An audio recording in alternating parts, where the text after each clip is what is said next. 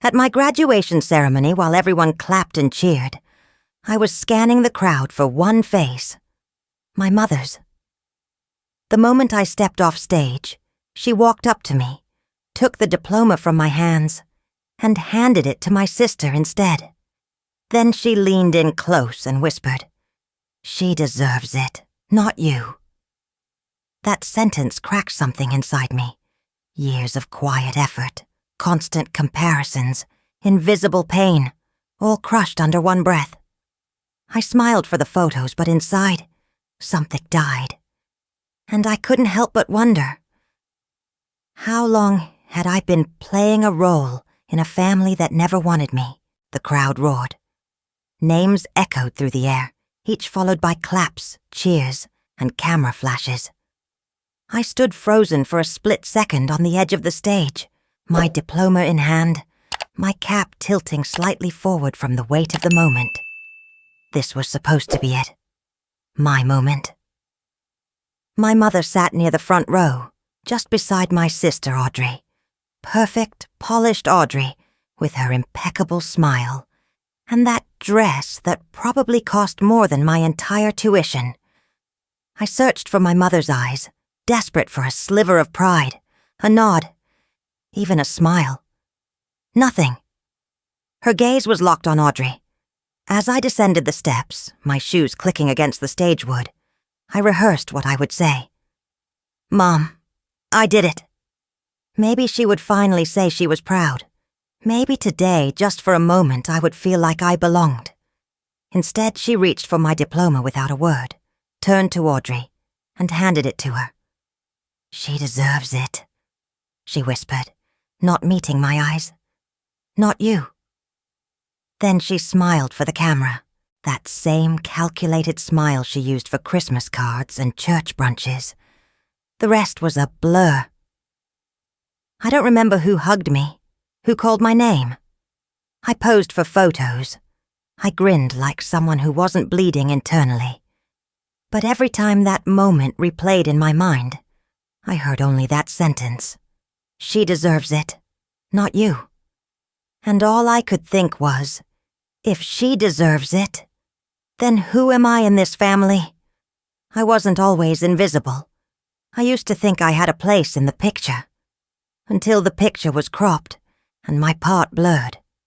When I was 8 and won my first writing contest, Mum never came to the awards ceremony. She said it was just a school thing. Audrey had a ballet recital that same night, and somehow that was more presentable. When I got accepted into university with a scholarship, she told the neighbor, "Well, Audrey got into that Ivy League too, you know." Every achievement I made felt like a shadow of what Audrey had done, or was supposed to do. And when Audrey failed, it was quiet, hidden, erased. But when I stumbled even slightly, it echoed like thunder through the house. "You're just like your father," she'd snap when I questioned things. Stubborn, impossible. As if being his daughter was a defect I couldn't wash off. Have you ever felt like you were just extra? Not part of the family unit, but an accessory. Kept around, tolerated, never celebrated. That was me, the spare. I remember one Christmas when I gave her a handmade ornament I'd painted in class. She looked at it, eyes blank, then hung it at the back of the tree, hidden behind garlands and lights. Audrey gave her a store-bought candle, and she cried. Said it meant so much. I was 11. I used to think I was imagining it, that maybe I was just oversensitive. But the older I got, the more obvious it became. The way she'd sigh when I walked into the room. The tight-lipped smile when I showed her my grades. The way she'd call Audrey my joy, and me that one. Late one night, unable to sleep, I started going through old boxes in the attic. There were photos, letters, receipts. I wasn't sure what I was looking for. Maybe proof that I was wanted. Maybe something to explain why I wasn't enough. buried in a folder between tax documents and expired warranties. I found it. A folded yellowed letter addressed to my mother, written in my father's handwriting. The paper smelled of old wood and something faintly floral. His words were slanted, precise, just like I remembered. I know you're afraid, but she's still our daughter. What happened wasn't her fault. Please don't let your fear become her inheritance. I read the paragraph over and over. Our daughter, her inheritance. What happened? My father had died when I was 10. A car crash. I remembered his cologne, his laugh, the way he used to tuck me in and tell me I was his wild spark. After he was gone, Mom changed, became colder, quieter. She stopped saying my name with warmth. I thought it was grief. Now I wasn't so sure. What happened that made him write those words? Why would my mother be afraid of me? What secret had been buried in this house long before the whisper that shattered everything? It started with a coffee. 3 days after graduation, I ran into Lily, an old friend from high school who had shared a few classes with Audrey. We weren't close anymore, just 2 people orbiting the same small town. But something about her eyes made me pause. "I saw your name on the honors list," she said, stirring her latte. "Congrats." "Thanks," I replied, trying to sound casual. She hesitated, then, "It must be weird, you know. Being Audrey's sister." That sentence stuck. Not having Audrey as a sister. Being Audrey's sister. There was weight behind it. Unspoken history. I tilted my head. "Why would you say that?" Lily leaned in, her voice lowered. "You didn't hear this from me, okay? But back in our senior year, Audrey got caught cheating on her English final. Like, full plagiarism. She was supposed to be suspended, but it just disappeared, like it never happened." My heart didn't skip a beat. It stopped entirely. I blinked, laughed a little. "Are you serious?" "She handed in a paper that wasn't hers," Lily said. "People talked about it for days. But then suddenly, the school said there was a misunderstanding. Her record stayed clean." My fingers tightened around my cup. I remembered the way Mom always bragged about Audrey's integrity. How she said I was too impulsive, too suspicious. I remembered her exact words. "Audrey would never cheat. That's not who she is." Maybe it wasn't who she was, but it was definitely what she did. That night, I couldn't sleep. I sat at my desk, opening old files, scanning through Audrey's archived resumes, LinkedIn profiles, scholarship submissions. I knew where to look. She always used the same Google account name. Years of being the background character teaches you how to notice patterns. And there it was. A research paper I had written during my 2nd year of university. My proudest work. Post-war identity in contemporary American literature. She had changed the title slightly, altered a few phrases, but it was mine, word for word. She had used it to win a $10,000 grant. I stared at the screen. Then I laughed. Not the bitter, sarcastic kind. Just empty. The kind of laugh that comes when you're too exhausted to cry. I always thought I was trying to catch up to her, but now I saw it clearly. I wasn't running a race. I was laying down the path she walked on. She wasn't ahead. She was standing on my shoulders. I closed the laptop slowly, whispering to myself. I was never competing against her. I was feeding her. The next morning, I printed out screenshots, emails, side-by-side comparisons. I drafted a short, anonymous email to the scholarship board. No threats, no demands, just the facts. Then I hit send. That night, my phone rang. I didn't recognize the number, but I answered anyway. "Harper." My mother's voice cut through the silence, sharp and cold, like ice pressed to bare skin. "Did you do this?" I didn't ask how she knew. Of course she knew. "I saw the email," she hissed. "You think you're clever, hiding behind anonymous. But you forget, I know how you write.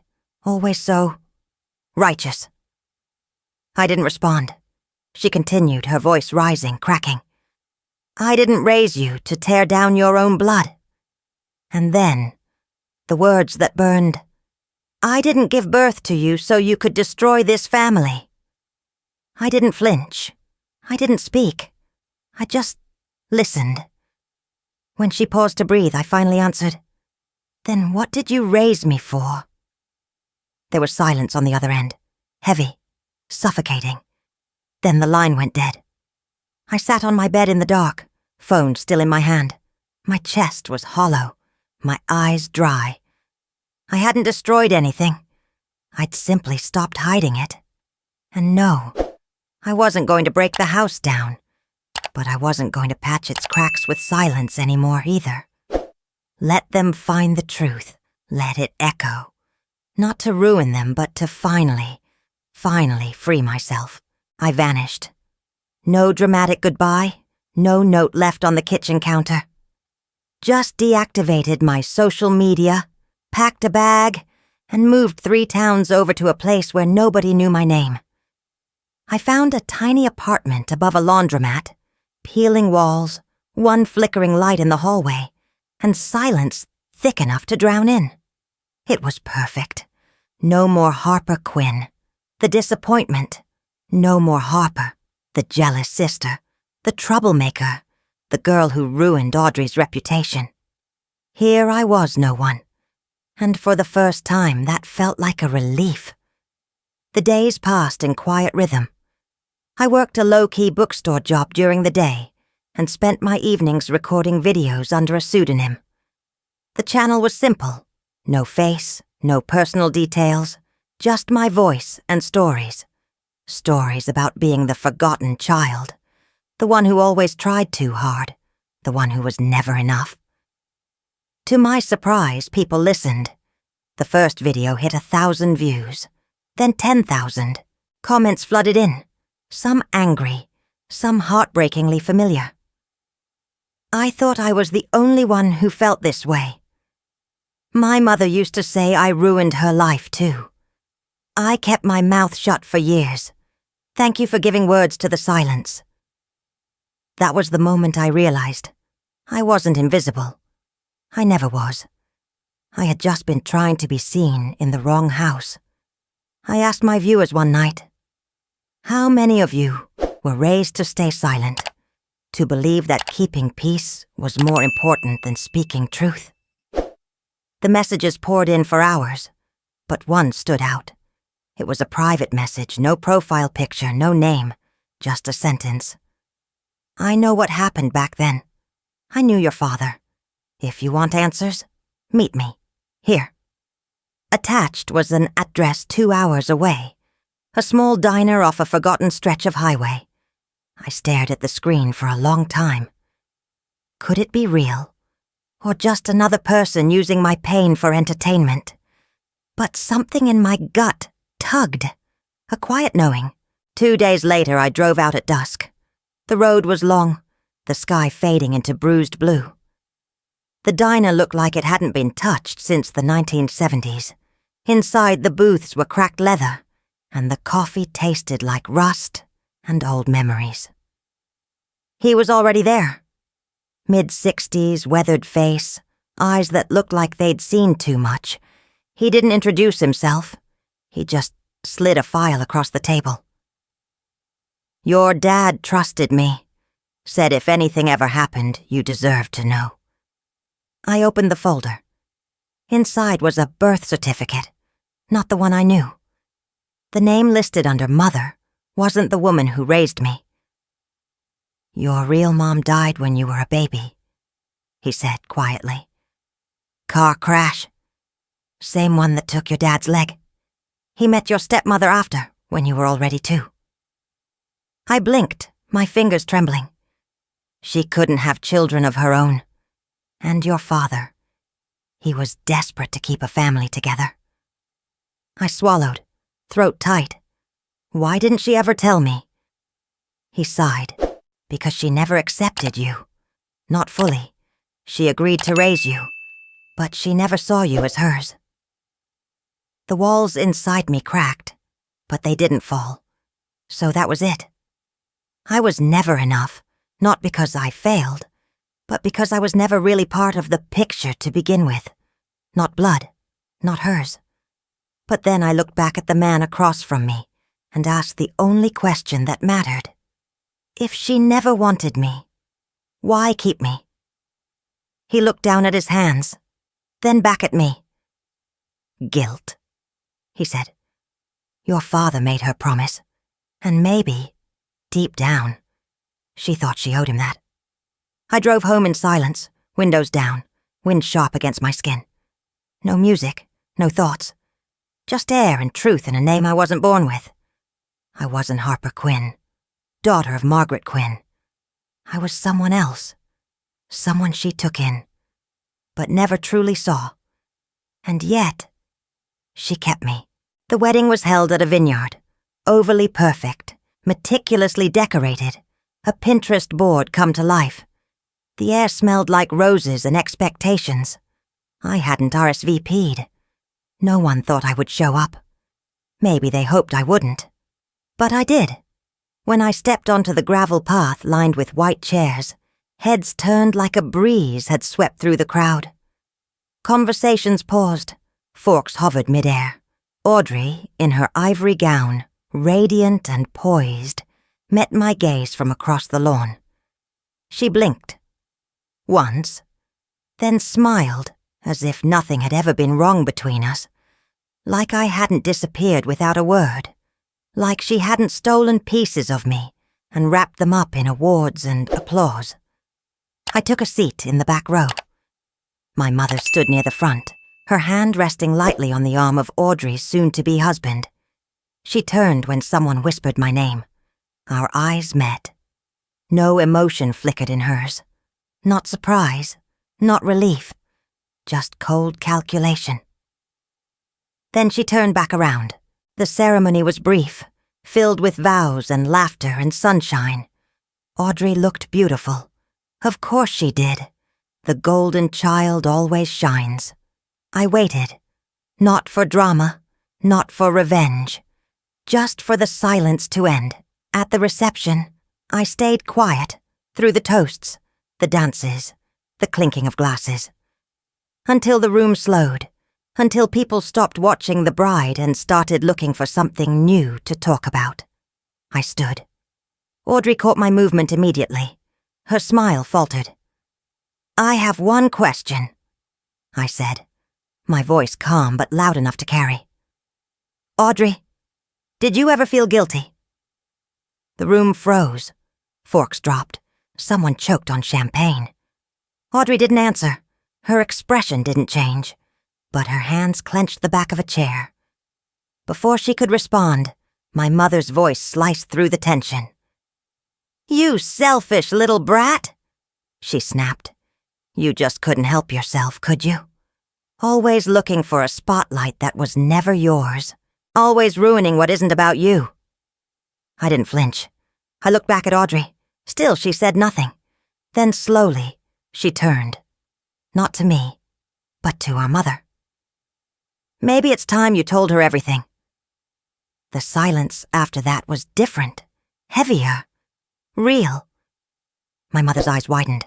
For a second, I saw something close to fear. Then, like a mask slipping, her face hardened again. "I have nothing to say," she said. But she was lying, and we both knew it. Later, in a small room off the main hall, she called me in alone. No one else. Just her, standing by a window, arms crossed, jaw tight. "I suppose you want answers," she said. "No," I replied. "I already have most of them." She stared at me. For once, I didn't look away. "I didn't ask for you," she said. "Your father brought you into my life. You were a burden I agreed to carry because I owed him." Her voice didn't shake. Mine did, but only inside. "He begged me," she continued. Said you needed a mother. Said I was the only one he trusted. And I tried, Harper. I tried to be that person. But every time I looked at you, I saw a life I never chose. My chest was tight, but I said nothing. Let her speak. You weren't mine. You never felt like mine. Audrey was mine. My light. My hope. And then there was you. Loud, questioning, stubborn, always looking at me like I was the villain in your story. I nodded once, slowly. Because you were. She blinked. A pause. Then finally she looked away. I kept you because it was the right thing to do. Because your real mother was gone. Because I owed her. That's all. That sentence landed like a quiet gunshot. Not loud, just final. She didn't cry. Neither did I. I just said, I understand. And I meant it. Not in the way she probably thought, like I forgave her, or felt sorry for her. No, I understood who she was now, and I finally understood that nothing I ever did would have changed how she saw me. I left without saying goodbye. Back at the apartment, I sat on the floor for hours, my back against the door, the wedding shoes still on my feet. I didn't cry. I didn't rage. I just breathed. She hadn't failed me. She'd never tried. And I had spent 22 years trying to become someone she could love, instead of being someone I could love. That ended here. I deleted the wedding photos people had tagged me in, deleted old voicemails, cleared out the drawer that held the only birthday card she'd ever written me. It didn't hurt as much as I expected. It felt like brushing dust off an old shelf. I didn't write a farewell post. I didn't make a dramatic exit. I just disappeared again. But this time, not to run. This time, I vanished to rebuild, brick by brick, word by word, the version of myself that no one else had ever cared to see. 1 year later, I stood behind a podium, under bright stage lights, my name no longer hidden, my voice no longer afraid. The room was full. Rows of strangers sat silently, leaning forward.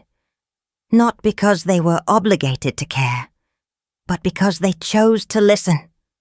The banner above me read, "Not all families are homes." And for the first time in my life, those words didn't sting. They anchored me. I began like I always did, calm, direct, no frills. "My name is Harper Quinn," I said, and I was raised in a house where silence was mistaken for peace. A few people shifted in their seats. I grew up believing love had to be earned, that if I just achieved more, obeyed more, disappeared more, I'd finally be seen. I never used names. I never pointed fingers. But anyone who had lived it could fill in the blanks. I told them about the small rejections, the quiet dismissals, the twisted loyalty, about being compared to someone who wore my skin like a trophy and used my work to climb higher. I told them about the whisper at graduation, about the birth certificate, about the truth unraveling, strand by strand, and I told them what I learned, that you don't have to forgive someone to stop bleeding. I saw people nod. I saw a woman wipe her eyes. A man held his partner's hand a little tighter. When I stepped off stage, the applause followed me like a tide. Gentle, warm, real. Backstage, I sat for a while, alone, the echoes of my own story still ringing in my ears. For once, I didn't feel like I was proving anything. I didn't feel broken or brave or bitter. I just felt me. There was no sadness, no lingering grief, just stillness. A quiet, earned stillness. Later that night, back in my apartment, I found an envelope on the welcome mat. No return address. Just my name, Harper. Written in handwriting I hadn't seen in years. I sat at the kitchen table, fingers hesitating over the flap, then opened it. Inside was a single sheet. "I'm sorry," it began, not just for what I did, but for what I didn't stop. I read it twice before I realized it was from Audrey. She didn't ask for forgiveness. She didn't explain. She didn't justify. She simply said, "I saw you fading and I let it happen, because it was easier to shine when you weren't allowed to." For a moment, I wanted to be angry. I wanted to scream. "You knew!" But the rage never came.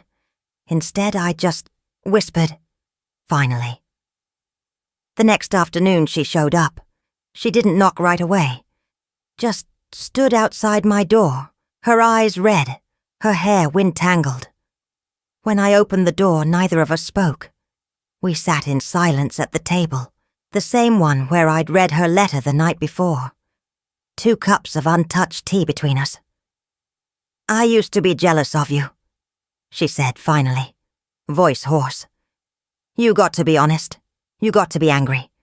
I was always the one who had to smile." I looked at her, really looked, and I saw it. Not the girl who had everything, not the polished prodigy, just a woman who had been shaped and molded to be perfect, and had slowly collapsed under the pressure. "You didn't have to take everything from me," I said. "I know," she replied, "but I didn't know who I was without it." We didn't hug.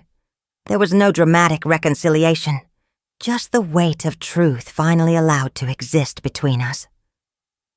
"We were both puppets," I said, staring at the steam curling from my cup, "just on different strings."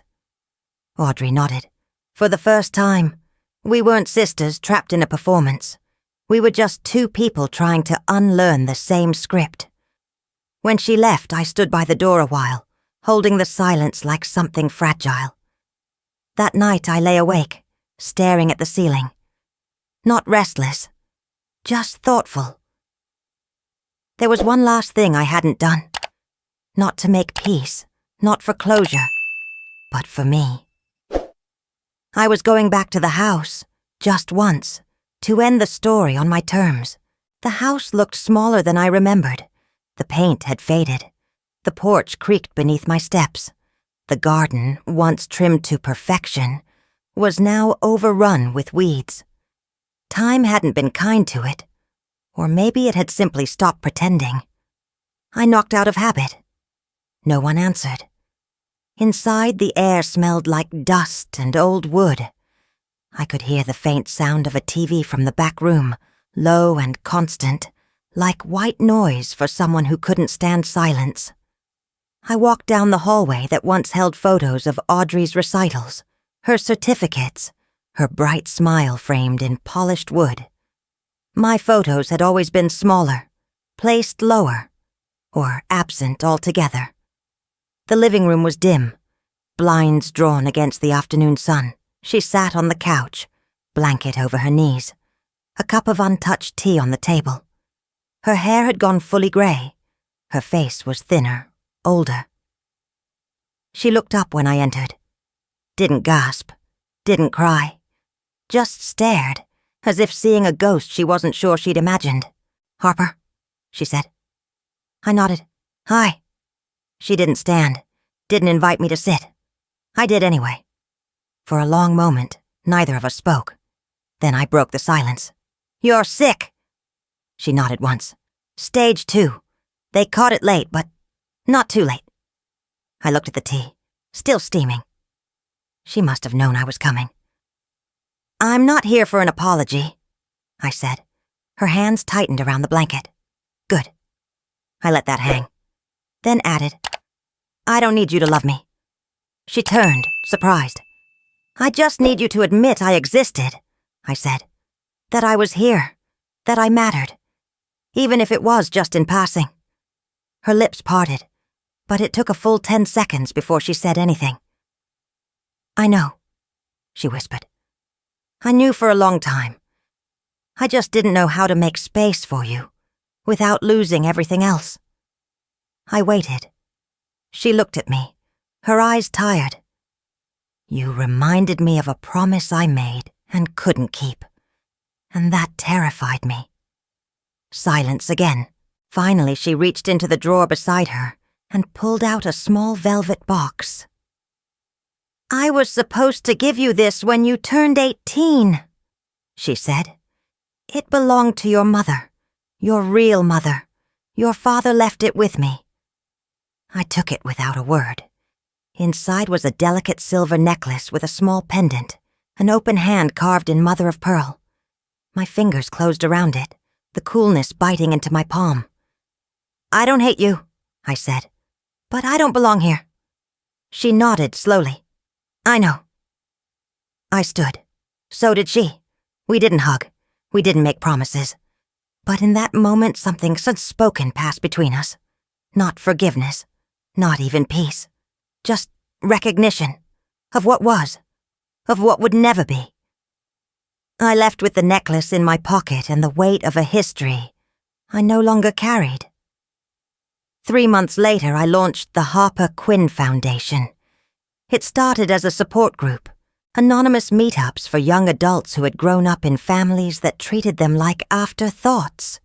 Then came the mentoring program, the therapy scholarships, the storytelling workshops. We didn't teach people how to fix their families. We taught them how to survive being forgotten. The foundation grew fast, faster than I expected. Maybe because there were so many like me, quiet souls who had spent their lives being erased. I stood on another stage, some time later, lights warm against my skin. This time, it was for a TED Talk. I looked out into the crowd, some teary-eyed, some stone-faced, all listening. To those who were born unwanted, I said, you were never the problem. You were the proof that love should never be conditional. You were the evidence that some people only know how to give when it benefits them. The applause was thunderous. But I didn't smile for the noise. I smiled because I finally knew it wasn't the sound I had waited for all my life. It was the echo of my own voice coming back to me. At home that night, I sat by the window with a pen and a blank card. Not an email, not a speech, just ink and paper.